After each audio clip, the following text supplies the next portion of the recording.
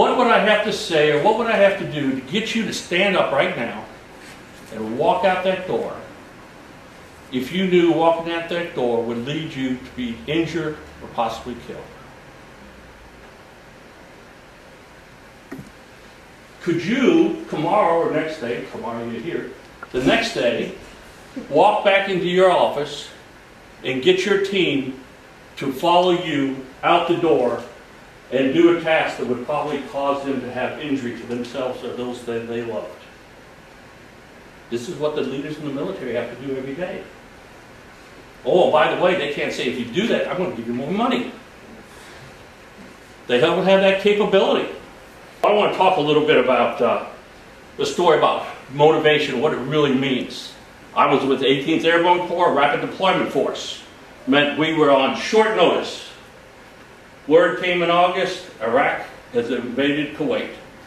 Wheels up within 4 hours of the first unit. Within 30 days, we had a 3,000 person brigade in aircraft heading toward Saudi Arabia. Equipment already on ships heading that way. Now, why were those folks motivated to do it? It wasn't because of the pay. At that point, 10% of my soldiers were on food stamps. That's the pay that we give to our soldiers. 10% were on food stamps. It wasn't for the glory, because I can tell you, those in the military don't want to go to war, because they know what happens when they go to war. Why were they there? I never really thought about it.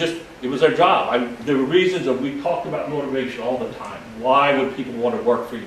You ever see that book? Why would anybody want to be led by you? If you haven't read the book, it's a great one. I had a sergeant whose wife was 6 months pregnant when we deployed. And he deployed because he's a good soldier. And, we didn't know how long we were going to go. Didn't meet the criteria. He had to deploy. He deployed with us to the theater of operation. We've been there about 6 weeks. Red Cross call. His wife's going into early labor difficulties.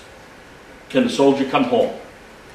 The sergeant came in, sat down with me, and he was conflicted. He didn't want to go home. He wanted to go home. He didn't want to go home. He wanted to go home. He didn't know what he wanted.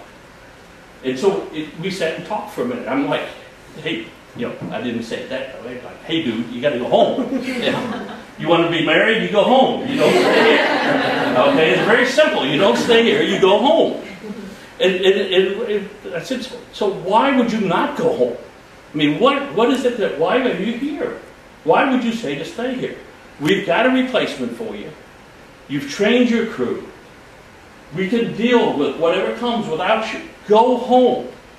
And I'll never forget his response. And, in the first draft, I wrote all the things down nice and neat. But the bottom line was, this is what he said. I trained these folks. I know them. I've spent time with them. I know their strengths. I know who can do what. They rely on me. They trust that I will do the right thing for them. And if we put a new leader in there, they don't know that person. I know they'll follow me. I know what my boss wants and demands of us, and a new person won't know that.